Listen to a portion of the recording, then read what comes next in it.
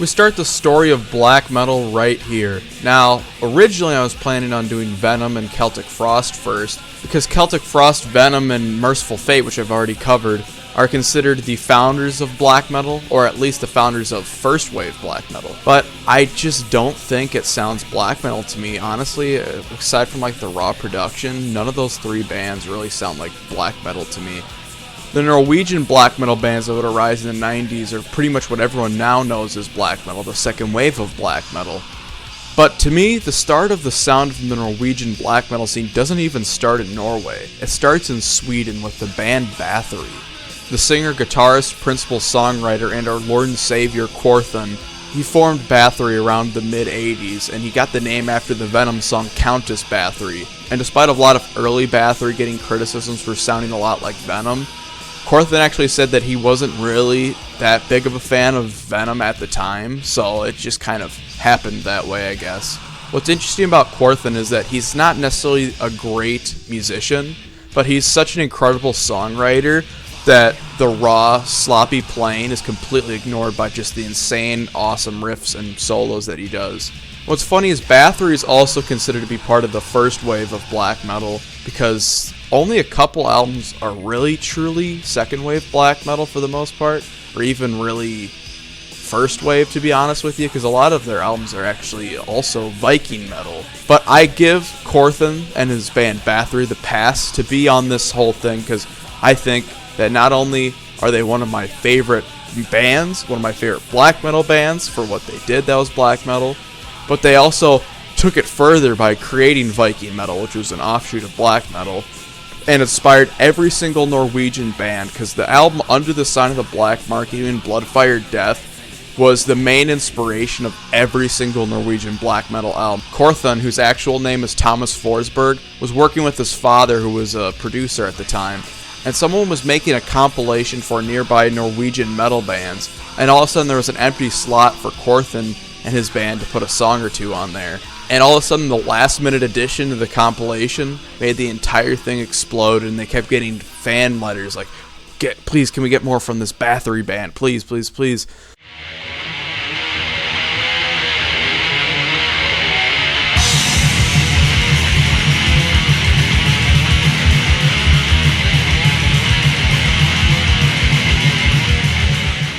In 1984, Bathory produces their self-titled album, which is a really short and insanely kick-ass album. The lo-fi production is absolutely classic, and it's the first time that you really hear that black metal style production.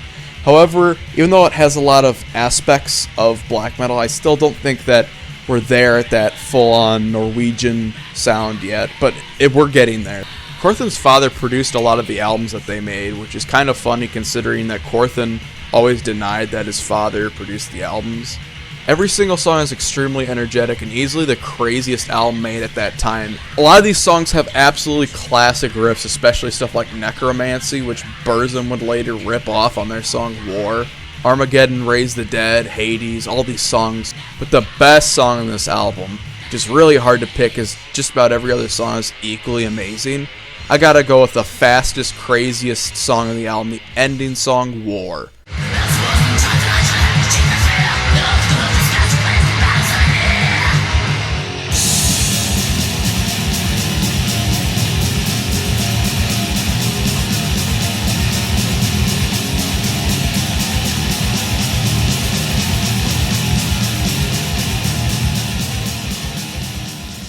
A year after, in '85, they released The Return. And this album was really mysterious. It's now pushing the agenda of black metal even further. The album, instead of having an insanely lo-fi production that just sounds like a demo tape, this time they have this very, very cold, very creepy sound to it. Now, it's not the best production, but it definitely sounds a lot less raw than the last album. But like I said, that necro sound on this album actually, I think, sounds more black metal than the last album. Now, this album is very mysterious. The title, The Return, ... just draws you in with this really creepy picture of a moon on the album cover. And instead of a track listing on the back, it had a really creepy poem that had song titles interwoven into it out of order. And then it also had the full album title and the name, The Return of Darkness and Evil. Now, I gotta say, I don't think this album is riff-wise as good as the last album or as memorable, but I think it's overall the better album. It's definitely more creepy, and I'd say overall still more black metal. There's some really incredible songs all over it. Possessed. Total Destruction, of course, is absolutely fantastic. Born for Burning shows them going for a really slow groove that really sounds evil. For me, the best song in this album is the title track, The Return of Darkness and Evil. But this album isn't perfect, I'm sorry to say. It's almost perfect. I almost love every single aspect of it, but there's just one song that just kind of does nothing for me, The Rite of Darkness.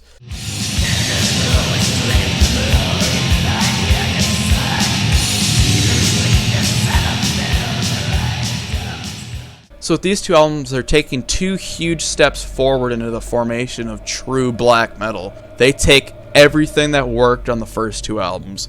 The speed, the rawness, the aggression, the really fast, simplistic, sloppy riffs, the satanic themes, the necro production, and lo-fi production, and add insanely fast drumming on several of the songs, and you have what I call the very first black metal album.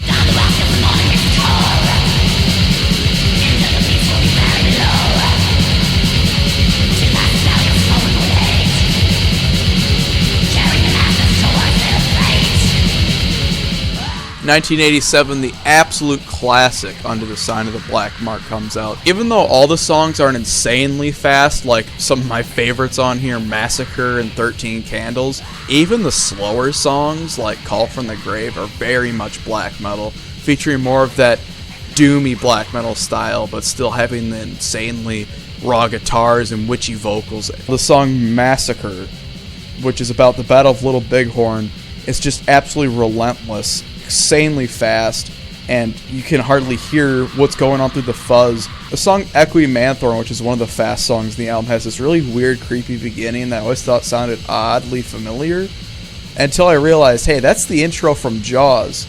Every song on this album is really, really perfect, but man, for my money, the best song on the album and one of the absolute best black metal songs ever, probably the best, is the epic slow song in the album, where Quorthon began to kind of experiment what would later become Viking metal by taking really raw, heavy black metal, slowing it down, making it very, very epic, and adding orchestration. He produced one of the best songs of all time, Enter the Eternal Fire.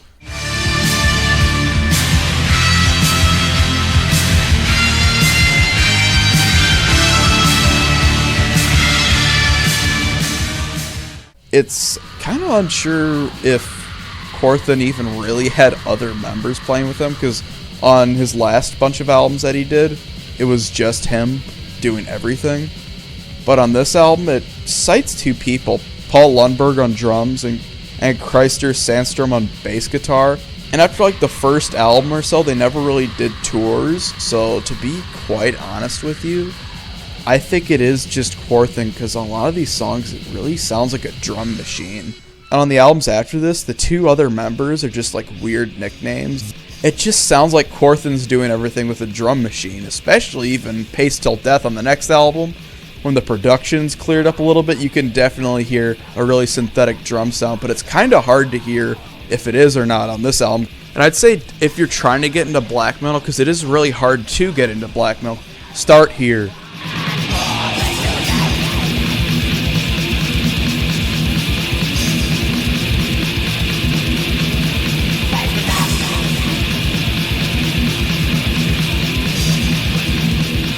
In '88, after paving the way for what we know now as black metal with 3 insanely classic albums, Quorthon would get even more influential and even more creative. The guy just doesn't stop with new ideas. Bloodfire Death is just an absolute masterpiece. I don't know, once again, what's better, this or Under the Sign of the Black Mark, but for my money, that one's probably the better black metal album. This one's just the better album, because they mix black metal songs, which are the heavier songs in the middle of the album. Aside from the instrumental intro and outro, the two epic songs that bookend the album, A Fine Day to Die and Bloodfire Death, are a completely new direction that they're going with. They're taking the idea of Enter the Eternal Fire, and he has very pagan, Viking, mythological lyrics to these songs. So this is like the middle of the road, and it is probably Quorthon's most creative, best album that he ever did. And goddamn, every song is an absolute classic. You're doing like a best of Bathory compilation. Every song would make it on there. For All Those Who Died is a great mid-paced song. Die Sarai is absolutely insane. And the first fast song on the album, The Golden Walls of Heaven, is really interesting because it's basically Hell Awaits by Slayer.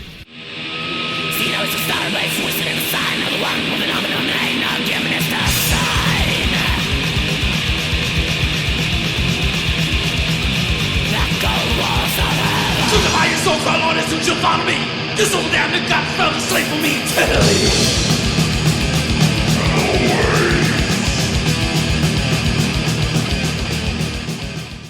Now, I don't know which epic I like more, Blood, Fire, Death or Fine Day to Die. They're both just so good.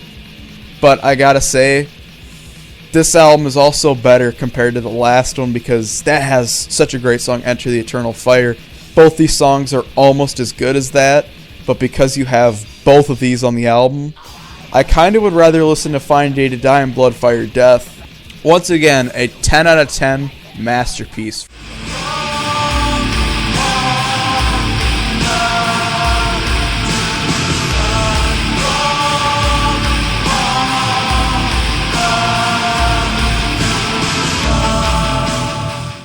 After Blood, Fire, Death, Quorthon keeps going into really weird creative directions. He originally wrote an album that we're going to talk about in a little bit, actually, called Blood on Ice first, but he kind of didn't finish it because he thought that it was too drastic of a change. Now, what is Viking metal, you say? Viking metal started with Quorthon, just like what I think black metal truly is started with Quorthon. He decided to take like traditional Scandinavian folk music, make really long, epic, kind of progressive but simplistic songs that were slow, heavy, epic. Especially on this album, the riffs are a lot heavier to help transition to the Viking metal sound. At this point, Quorthon actually started to do clean vocals, which sounded kind of nasally, especially on my favorite song on the album, One Road to Asa Bay. He kind of sounds like Eric Cartman from South Park.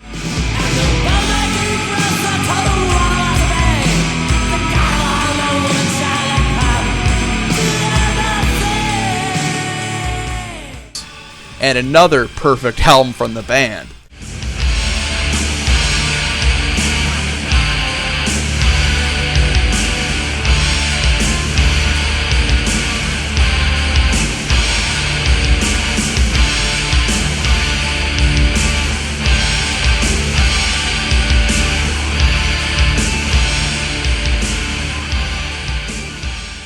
I think it's probably less good of an album, to be honest with you.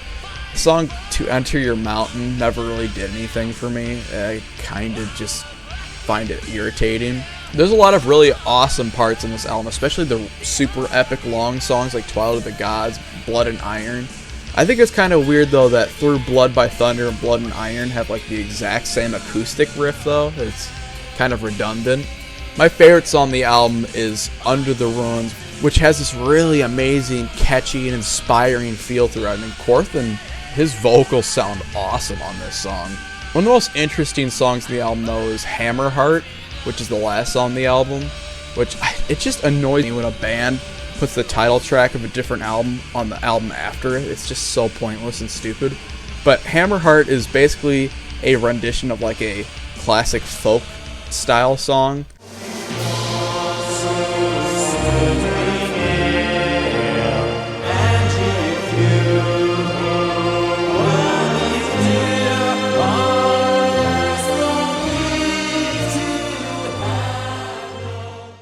And another thing that proves my theory that Quorthon mostly did a lot of this stuff by himself, Hammerheart cited those two weird members as playing the album. This sounds like the exact same thing, the exact same sound, a little less heavy, but like the exact same sonically thing going on, and it's just Quorthon. So Quorthon's making amazing strides now into this new genre of Viking metal, back to thrash metal.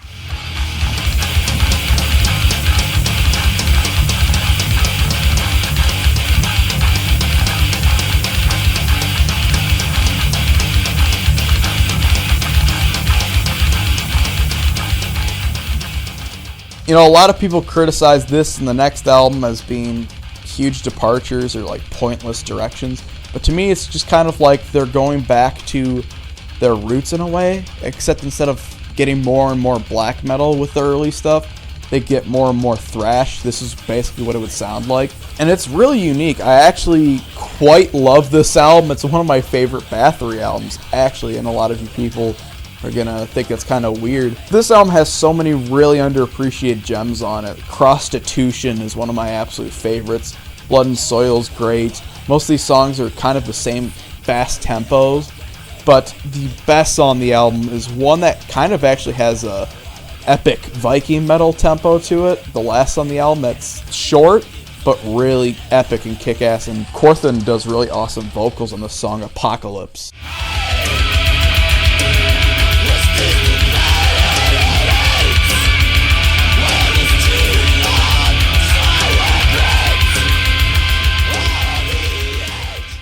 I also want to note that Corthan actually does like his black metal style vocals again on this album. They sound just as good as they were before.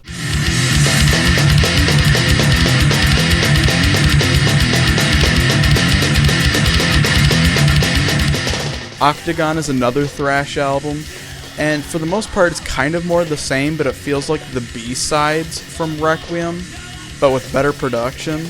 And this is by far the most disliked Bathory album. Now, it's not bad, but I do think it's the weakest Bathory album, and I just think it's okay, but not even close to bad. In fact, this is really the only black mark, no pun intended, on Bathory's discography, I'd say. There are a lot of great moments like Born to Die, Psychopath, and then Sociopath, which kind of follows it up. Cool little dual song there. War Supply reminds me of War Machine from the last album, both really awesome grooving songs. This one song called 33 Something, that's literally the title of it, 33 Something, pretty unimaginative, and the chorus is really cringy.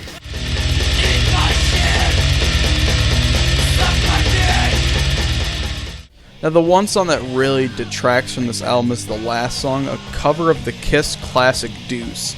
Now, in theory, on paper, this song is actually a great idea because I'd say Corthan's clean vocals sound a bit like Gene Simmons, and they are kind of going for a thrashy, punky style in this album, so I'd say it maybe work, but it ruins the whole tone and vibe of the album. It would actually be a lot better if an album weren't for this song. It completely feels like a B-side. After the thrash metal stint that a lot of fans were not a big fan of, Corthan decided to steer the band back to Viking metal, but before he'd record and release Destroyer of Worlds in 2001, he would finish an album that he wrote and recorded back in 1989 known as Blood on Ice.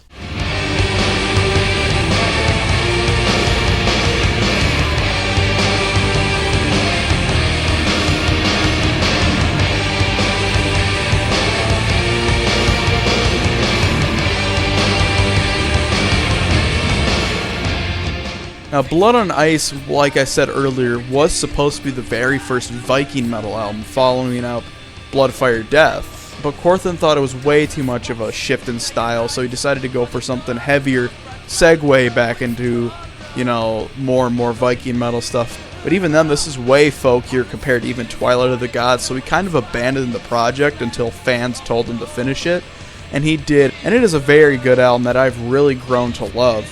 What I really love about Blood on Ice compared to the other Viking metal albums is that there's really only one really long song and everything else is evenly paced, about like 4 or 5 minutes. And the album was also a concept album. I have no idea really what the concept's about. If I had to guess though, it's probably about a boy that slays snowy mountains during the winter in Norway with a magical sword of wizards. Corthan basically remastered and kind of cleaned up the original recordings for this album back from 1989. This album's very consistent, but I would say that the strong moments are not nearly as strong as some of their other albums, but there's some great songs like the dual songs, The Sword and The Stallion, which have kind of the same feel to them. The Wood Woman's very great, and I love the last song, of course, The Revenge of Blood on Ice. But my favorite song is the very, very catchy and very inspiring song known as The Lake.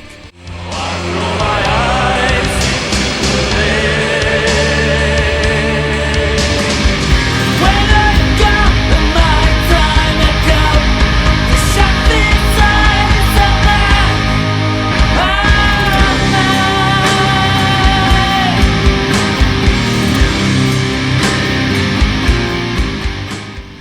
5 long years after the last album, Corthan decides to shake up the foundations of Viking metal with 2001's Destroyer of Worlds.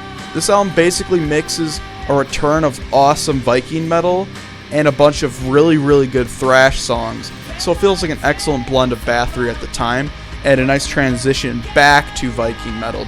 I especially love the third track, Ode. And there's a lot of really great thrash songs like Sudden Death, Crom, but my favorite is Death From Above.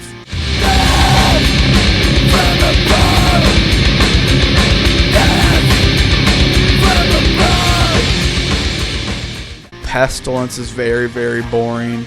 And even Kill Kill Kill is not that good. But my least favorite song is Liberty and Justice. Even though this album is so awesome in theory, it's actually probably one of my least favorite Bathory albums, sorry to say.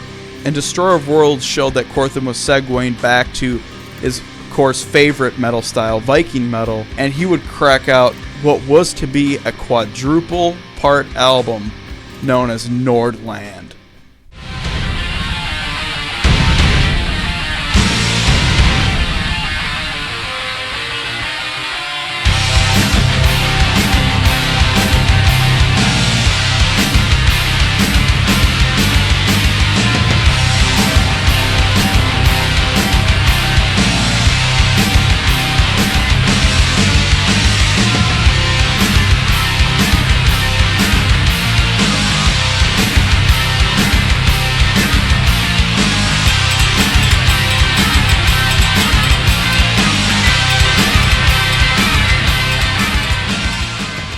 Nordland I and II can only be described as absolutely epic.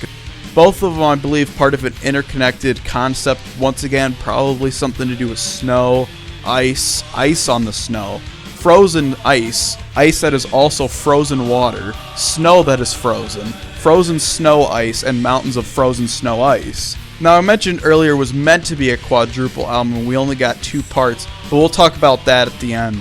And these 2 albums in Destroyer of Worlds are credited only to Corthan. Now, right off the bat, a lot of Bathory fans will completely disagree with this, and I don't know why I think this way, but everyone says Nordland I is better than Nordland II, but I think Nordland II is way better than Nordland I. I don't even think there's a weak moment on Nordland II. It's way heavier and faster and more aggressive. The riffs on Nordland II are way more aggressive and original. Nordland I just feels like by the numbers Bathory, which is okay, but it gets kind of boring when every song is just slow.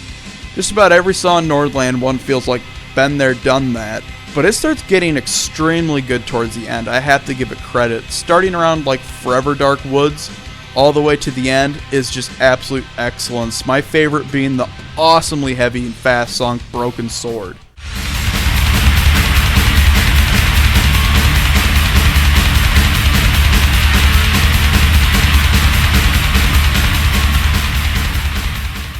But then back to Nordland II, which was released a year after in 2003.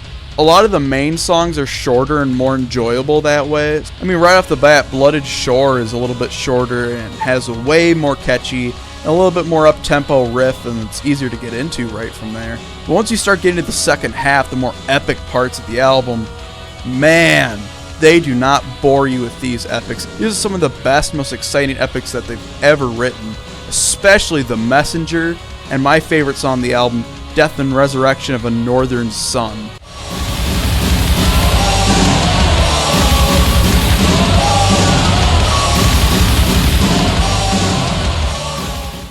And this would be the final release, the final statement from the mastermind of Viking and black metal, Corthan.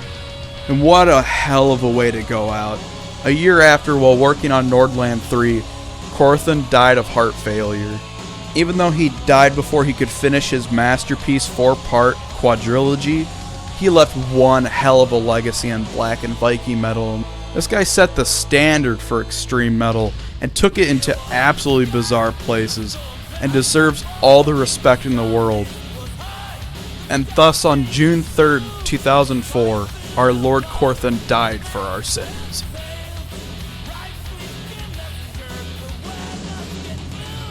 Thank you guys for watching. I hope you guys learned something today. I hope some of you will give me some more information on if Corthan was the only member to play during a lot of these albums, because it's really up in the air.